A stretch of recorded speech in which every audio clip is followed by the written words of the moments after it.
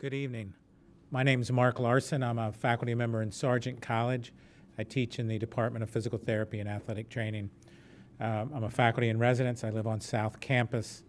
I'm not as, my programs aren't as popular as these guys here, but I do have open house on Monday evenings, so from 7:30 to 10:30. So please stop by if you cross the St. Mary's Bridge. It's not. We have anybody from South here tonight? All right. So you guys came all the way across the bridge, huh? It's tough. It's tough to get people off South once they go over in the evenings. But I have the honor to introduce Tyrone Porter tonight. Tyrone is a associate professor of biomedical engineering and mechanical engineering in our College of Engineering. He studied at Prairie View A&M in Texas and got a bachelor's degree in electrical engineering, and then did his PhD work at University of Washington. From there, he did a postdoc at University of Cincinnati. He directs, is a co-director of one center and director of another here on campus. He's the co-director of the, associate director of the Center for Nanoscience and Nanobiotechnology, and the director of Nanomedicine and Medical Acoustics Lab here at BU. In athletic training and physical therapy, we deal with orthopedic injuries, and we're kind of the carpenters of medicine. So we use a lot of force and a lot of brute force and try to heal our patients that way. Tyrone's research is on a much smaller level, and he deals with ultrasound and delivering drugs and therapies using acoustical waves, and also healing the body at the cellular and microcellular level. So Tyrone's a good friend, and I'm really proud to introduce him tonight. Tyrone.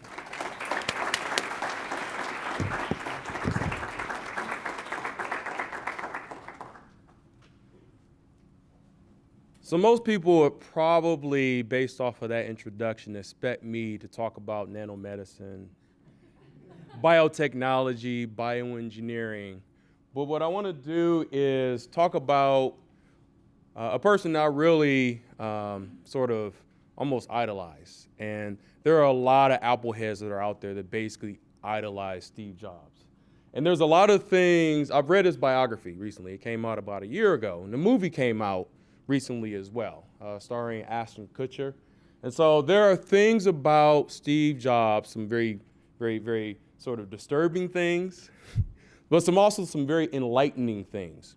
And more than anything else, he was an innovator, right? He was an inventor. He was a creator. And for me, he was a person that inspired me to really pursue really amazing things. And he had a mantra, which was think different. And I'm pretty sure we've all seen this motto in commercials before. We have. He actually was very adamant about using the term different instead of what most people would say, this is grammatically incorrect. Most people will say it should be think differently. But he was very adamant about this, and I'll try to explain just a little bit about, how he embodied this. It was actually a spirit. It defined him, who he was, and it came to define his company. So I want to talk a little bit about that today. So once again, he was an inventor, an entrepreneur, an innovator, and part of that think different came from the fact that he was a rebel. He developed various technologies, but the Jobs legacy should not be limited to new technologies and gadgets. So what I want to talk to you about today is, why was Jobs so successful, and can we adopt any of his ideas and beliefs into our own mindset, into our own person? So I'm going to take a step back, right? Because I think most of the people in this room, not all, there's a few people who got some gray hairs like I have now, but most of us don't know about this era, okay? If you look at this, this is a mainframe computer. Actually, I want to ask one quick question. How many people in here actually have an Apple product? Raise your hand. I would have to say that's at least 70, 75% of the room. So most people have something that is very interactive, very user-friendly, a graphical user interface, right? And so it's enjoyable. It looks cool. So computers used to look like this. Basically, it was a box with some tapes, and most people probably don't even know about cartridge tapes. tapes on reels, unless you go to the movies. And even now today, they have digital films. So this is really from, a day-long past. But a person, an operator, will sit at a terminal. Okay? So you would basically, and these computers, and this is in the 50s and 60s, what you carry in your pocket if you have an iPad or an iPhone were significantly more powerful than these computers. Processing speed as well as memory. So Jobs had a vision, and so that was an IBM 360 mainframe. And I wanted you to really, remember this, because I'm going to bring this back up. This person sitting, look like he's working on a typewriter. This is not a typewriter. This is actually how you interacted with the computer. There's no screen. There's no characters. There's no spreadsheets. There's no YouTube. This is all you had. All right? All right, so his vision. Steve Jobs met Steve Wozniak while working for Atari. Right, and I actually had an Atari game console, and we're going way back, okay? Joined a computer club in California, began brainstorming on how to make computers more personable. This is not very personable. This is like intimidating when you walk into a room. But he wanted to make them much more personal, and businesses did not believe, and this is true, they did not believe that you, the general public, would be interested in using computers. How many people in this room use computers today? I imagine everybody in the room. They believe you will have no interest at all whatsoever with using a computer. This was back in about 1970. It's about the time I was born. Focus on efforts and product development solely on businesses, mainframes, terminals, and that workstation that I showed you. Where companies were short-sighted, Jobs saw great opportunity. So he and Steve, and actually Steve being the engineer, Steve was older. I think Steve was about 4 to 6 years older than Steve Jobs. So Wozniak, they call him the Woz, came up with this Apple I. Okay, this is a computer. This is a computer. This is the main board for a computer. Very simple, yet groundbreaking. Why is this so groundbreaking? If you type an A, and anybody who's ever taken my class knows that I'm very interactive, so we're about to have a conversation. If you type an A on your computer, on your screen, what do you see? An A. How do you generate that? For a computer, it is all ones and zeros. That is it. It's digital technology. You don't really get an A. You get ones and zeros. And a collection of ones and zeros spells out an A, and then another collection of ones and zeros tells you exactly where on the computer screen that A should be displayed. Well, you go back to that terminal I showed you looked like a typewriter. Your output from a computer was just a readout, basically scrolled across on a sheet of paper. There was no monitor. That's how they interacted. That's how they got the information from the computer. This was groundbreaking because it was the first board to actually, you hit an A, you actually saw an A on the screen. This is 1976. Okay, 1976.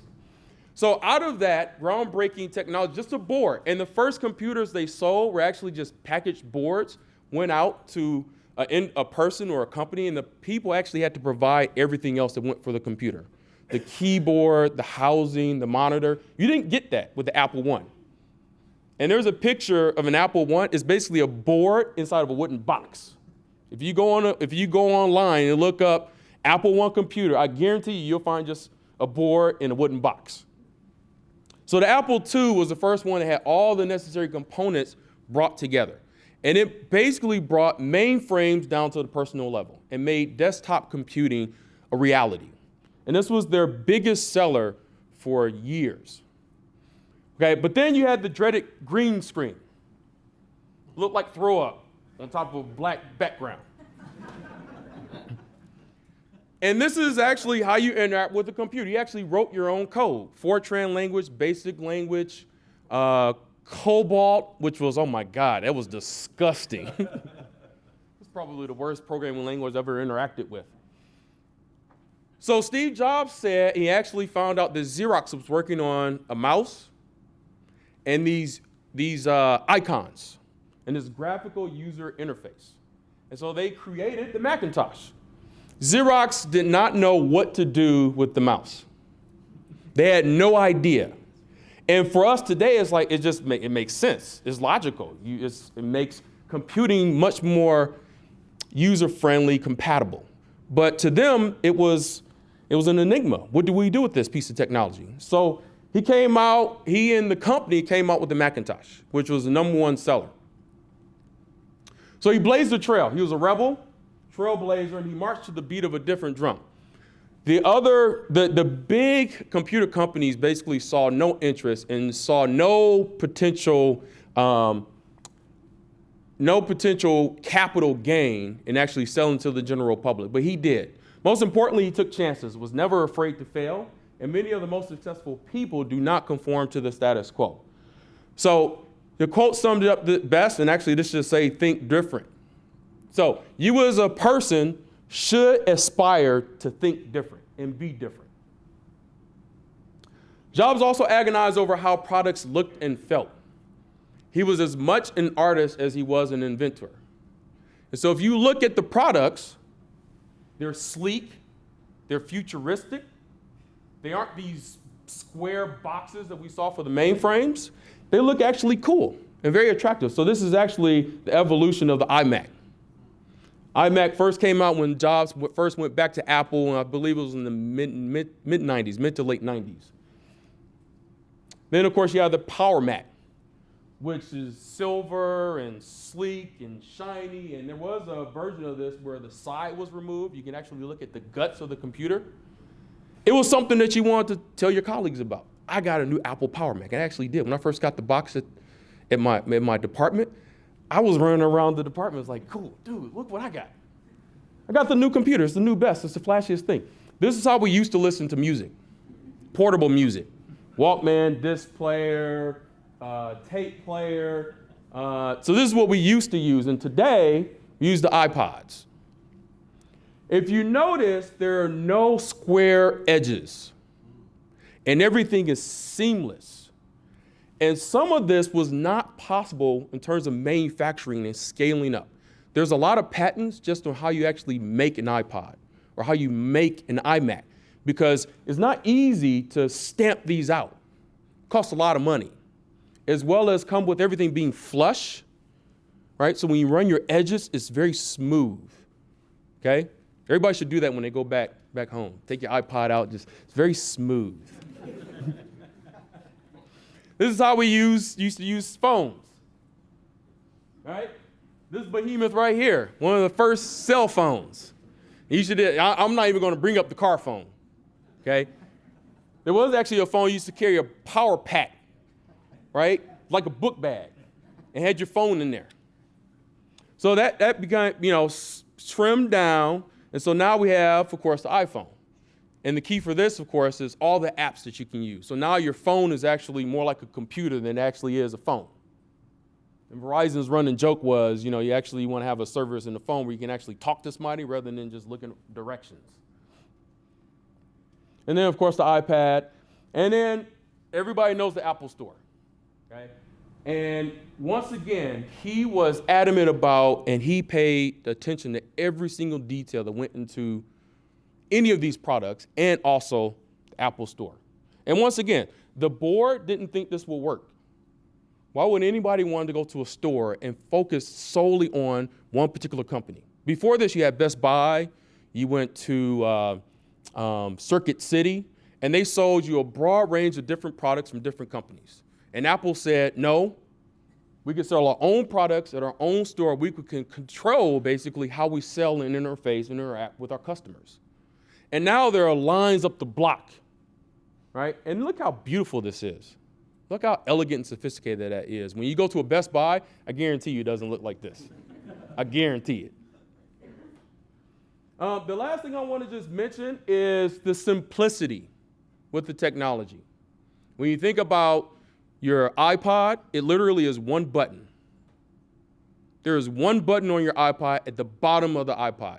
There's a touch screen. You can use that button and the pad to scroll through things, but it literally is one button. So Jobs was a minimalist. There's a reason why there's only one button. He also believed that if you have one button, it limits how many things you have to use as the user in order to get to your ultimate goal. You just keep it simple. So he was a minimalist. He applied this mindset to design of casings for Apple technology and just the products in general. He also believed that the product and the packaging was as important as its functionality. the packaging for Apple actually looks pretty cool compared to most boxes that you get new technology. Is usually a brown box. And nowadays, it's probably got Amazon scrolled across the side. Design elements have differentiated Apple products from others. People view Apple products as sleek, cool, sexy, drawn to Apple products as a result. You get this. And if you buy a new Apple product, you get this. Right? I'm serious. So simplify. In terms of adopting this for our own lives, simplify. Oftentimes, lives get cluttered and heavily burdened. Simplifying one's life, much like simplifying technology, can impact how we interface with others. You just don't have as many things going through your brain. You can actually talk to somebody and focus on that person. A simpler life, less possessions, less commitments, can be easier to manage and can also be much more economical. And those of you who have mortgages and car notes and got kids in school, you recognize that it can be expensive when you become an adult. The last thing I want to mention is marketing. Maybe not everybody in the room recognizes who this is, but this is John Lennon and Yoko Ono. Okay? And if you notice, this is one of the early marketing ads. Think different. These were people who changed the game. They thought differently than everybody else that was around them. And he used that with his marketing team, Miles Davis, Amelia Earhart, Albert Einstein, people who paved new directions, came up with new way of thinking, new concepts, new technology, or accomplishing things for the very first time in history. Thought differently. That was part of the ad campaign. So I want to just take a quick walk down memory lane to show probably one of the more powerful ads that ever debuted on television. And this was during the Super Bowl. Today we celebrate the first glorious anniversary of the information purification directives. We have created, for the first time in all history, a garden of pure ideology, where each worker may bloom, secure from the pests, obeying contradictory reports. Unification of laws is more powerful a weapon than any fleet or army on earth. We are one people, with one will, one resolve, one cause. Our enemies shall talk themselves to death, and we will bury them with their own confusion. We shall prevail. On January 24th, Apple Computer will introduce Macintosh. And you'll see why 1984 won't be like 1984. So how many people watched the Super Bowl in the room? Raise your hands. How many people specifically quiet down just to watch the commercials? Okay. This is one of the first commercials that actually generated buzz. It debuted during the Super Bowl in 1984, which was actually, I think, more, if I recall, more exciting than the Super Bowl. I think the Oakland Raiders actually drugged the Washington Redskins through the mud. Absolutely destroyed them. It wasn't even close. It was like 38-6 or 38-9, I think was the game. But that was one of the first commercials that generated buzz. Now, companies will pay millions of dollars to have a 30-second spot during the Super Bowl. I think that was actually a minute. Okay? Most companies now, millions of dollars for half of the time that commercial got. And I can guarantee you he didn't spend millions. Super Bowl was not a cultural phenomenon like it is today, but that was one of the first commercials that generated buzz. Now, the people walking, single file, who do you think that represents? Anybody? You're not asleep on me yet, are you? Yes. IBM. That was Big Blue. Okay? The woman running through the room with the hammer, that was Apple. Basically blowing up the big head that was telling people controlling minds, brainwashing. He basically was calling out IBM. He said, you're doing nothing but brainwashing the general public to just buy your technology, and they should be thinking different and buying mine. And he was successful. So now his marketing campaigns are also very simple, very simple. There's two people on the screen. There's no ticker at the bottom. There's no special effects. There's no explosions. But these are some of the most memorable commercials in history. I'm a PC, John Hodgman. Anybody watches The Daily Show with Jon Stewart, he's usually a correspondent, comes on. Very funny guy. And this is Justin Long. He's been in a number of movies. I'm a PC, I'm a Mac. I'm hip, I'm cool, I'm a button-down shrewd. Right? There's nothing interesting going on in my life. And that's kind of, I guess, what I've become now, too. I'm actually kind of a cross between these two nowadays. But commercials, the PC trying to be as cool as the Mac, trying to bring in new customers, new consumers. And then this is also one of my favorites, to be honest. The silhouettes. What does this say to you? I'll be done in about a minute. What does this say to you? It's just a silhouette, right? Colored background. Anybody look at this as, yes? It could be anyone. Could be anybody. Anybody in this room can own an iPod. Can be just as cool, and you have this dark silhouette with the white iPod, so it sticks out. It's also contrast. But once again, how many colors? There's literally on each ad 2-3 colors. That's it. But extremely powerful. Anybody can own an iPod. So marketing is a powerful tool. Jobs was once known for saying, people don't know what they want until you tell them. I mean, there's a lot of things that we buy that we absolutely don't need. Absolutely do not need, but we still buy them. And it comes down to somebody selling you on the idea that you should have it. Because you can tell your friends, like the guy walking out the store, I got a new iPod. He has used this way of thinking to redefine the entire industry and create a new one.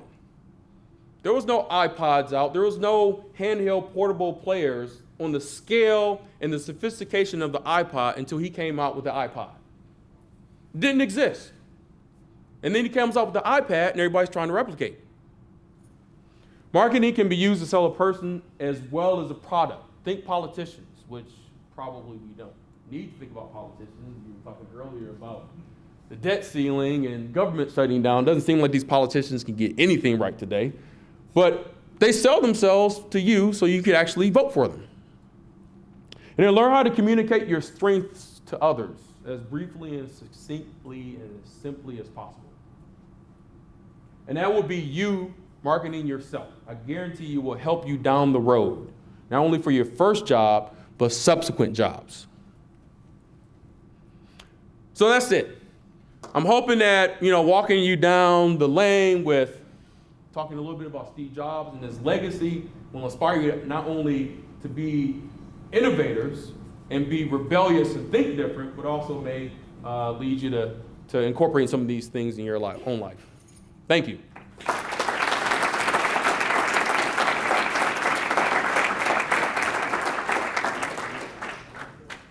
That was a lot of fun. Questions?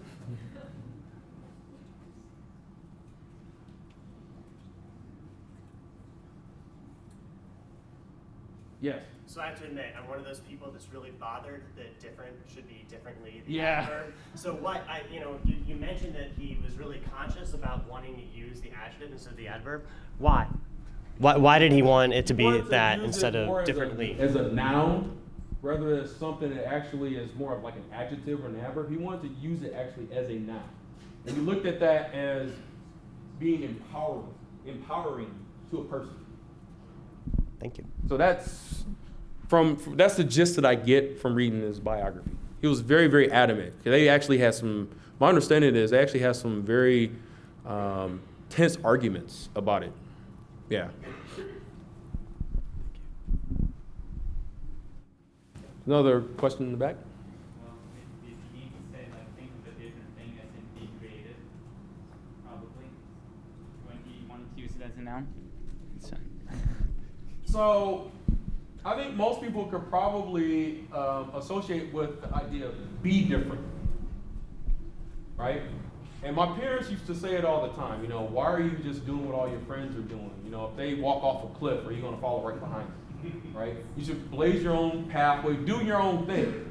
And then, of course, we started doing that, and then our parents were like, no, shut it down.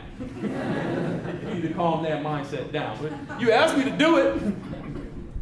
So it was more from the standpoint of be different. Be your own person. I just want to mention, he actually flew a pirate flag. This is how rebellious he was. He flew a pirate flag over his building to basically say, you know, I actually want the misfits. I want the misfits to come and work for me. I want the people who are not thinking the same way as IBM thinks, or is thinking the same way as Hewlett Packard is thinking, or is thinking the same as Ford. I want people to come in and actually be different. And that, to be honest, I have worked for a company. I did internships before I decided to just pursue academia. And that's very, very difficult for a company. Companies are thinking the bottom line. If you ask me to think different, I don't know if this is actually going to be profitable. Why would I invest? Because for them, it comes down to the shareholders rather than the product. Jobs' mindset was, if we make a very cool product that is better, he also used the term insanely good or insanely great. If I make something that's cool, that's different, and is better than what anybody else has, they're going to buy it. Why would they not buy it? And so most of the products that he's come out with actually have I think the next computer was the one thing that was the biggest, disaster for him financially. But most of the products he came up with, be different, think different, establish something that's different, and people will buy it. And so for you, if you be different and think different, people will hire you, or people will want to be around you. Trust me, most of my colleagues are not wearing revolutionary shirts when they go teach their classes. But I have that mindset partly because I'm inspired by him. Yeah, I saw a couple hands. So did you like Ashton Kutcher as Steve Jobs? I actually haven't seen the movie yet. My wife and I just had our first child 6 months ago. So I don't venture out and go see many movies right now. And have you seen Pirates of Silicon Valley? No. Actually, was that with Anthony Michael Hall? Yeah. Yes, I saw that. That's really good. Yes, it's the earlier version of the Steve Jobs movie. And it's a very interesting sort of, they sort of keep it true. There's quite a bit of truth to it. Yes. Okay, I just wanted to know if Steve Jobs wasn't as ruthless and cutthroat as he was, do you think his company would have still done as well as they are now, like with his employees? That's a very, very good question. I don't know if people do know the reputation of Steve Jobs, but he was known to yell, shout, be extremely manipulative. The one thing, there was an aspect of his character that I think if you took all of his being ruthless, being rude, being vulgar, may not have existed, and that was he was able to make people believe they could do things that they didn't believe they could do. The Apple I, if you read the biography and you also read some of the things that Steve Wozniak talks about, he didn't think it was possible. Basically, that single board, he didn't think it would be possible to put all the necessary processing units onto a single board and also load in necessary compilers and machine language onto a single board in order to produce the Apple I. Jobs convinced him otherwise. The Macintosh with the smiley face and the graphical, a lot of people didn't think it was possible. But Jobs will go in, and in the book they refer to it as a distortion field. If you were in his presence, he would talk to you with such charisma, like politicians, that you believe most of what they said.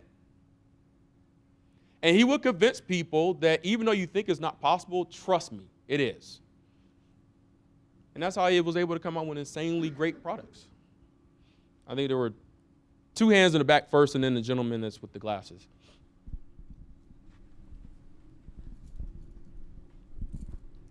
You said well, clearly he was a minimalist. He liked minimalistic things. Do you think he would have been happy with iOS 7 and the 5C? Probably not. There's too many things going on in that vehicle. I think he's rolling his grave. Yeah, I think there was too many vehicles and too many different things going on in that one single vehicle. And the guy, from what I've heard, and I've seen pictures, he didn't have very much furniture. It took him like years to actually furnish his house. That's how much of a minimalist he was, which actually makes it easier to clean. There's a lot of open space. Cody. Yeah, on Steve Jobs being the inventor that he was with, like you said, a lot of these manufacturing processes, the iPhone, the iPod, the millions of things he made. Do you think that without Steve Jobs, that these types of things would have never come about, or was he more of a catalyst that really sped up the process and those things being innovated? That's also a really good question. I think ultimately they probably would have. Like, for example, the mouse and the graphical user interface, Xerox had actually thought about that first.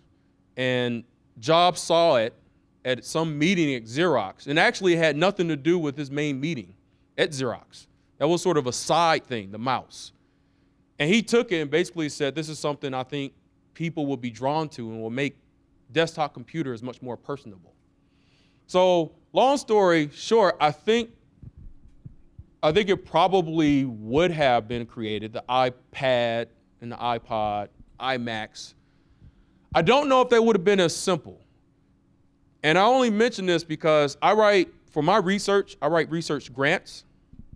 And I've actually been turned down for some funding because the reviewers felt it wasn't sophisticated and challenging enough. It was too simple.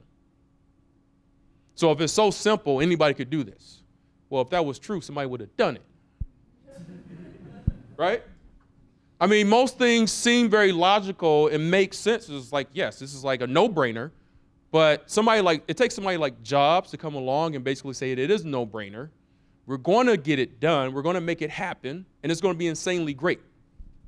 And so I don't say it to my students, but I probably will, from here on out, go to my lab and say, make something insanely great. So I think it would have eventually happened. He was definitely a catalyst, but he was also just a visionary. I mean, he could see things in such a manner that other people they didn't really pay attention to. And that goes along with that 1984 commercial. Just, you have to think different in order to see the things that are staring you right in the face. The last thing I want to mention, and then, because I know you have a question, the last thing I want to mention is when he went back to Apple, he actually told them to drop everything that they were doing because they were trying to make too many products. They were getting spread too thin. It's almost like General Motors. I don't know why General Motors at some point in time was making like 18 different cars. Why would you need to make 18 different cars? Right? You're spreading all your talent too thin. So he basically told them to stop everything they were doing, got up on the board and said, these are the 3 things we're going to make.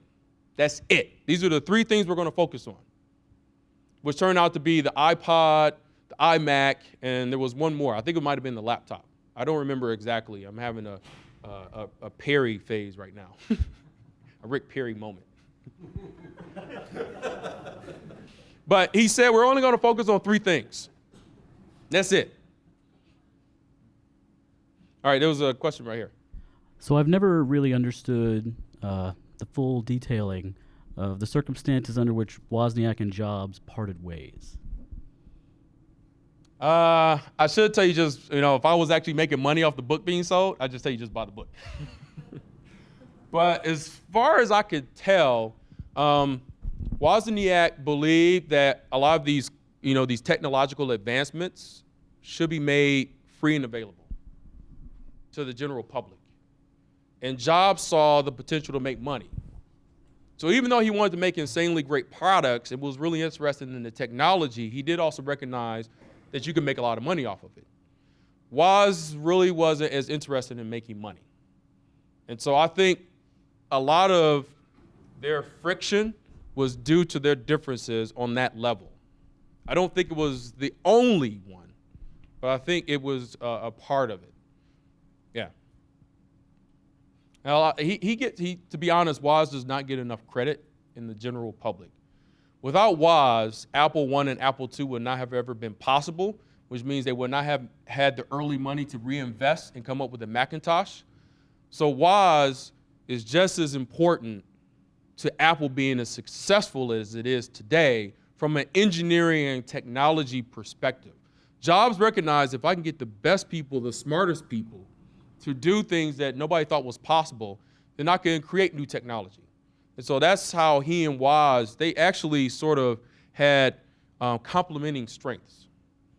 Steve Jobs being more the visionary, but understanding technology, because he did work for Atari and I think Hewlett-Packard, but recognizing technology and how it could be very useful. And Woz basically coming in and being an amazing engineer. I'm serious. Until he had come up with the Apple I, I really don't think people in this room really can comprehend. You hit an A, you didn't see an A on the screen. You did not. You saw ones and zeros. And I have no idea what the hell ones and zeros supposed to mean.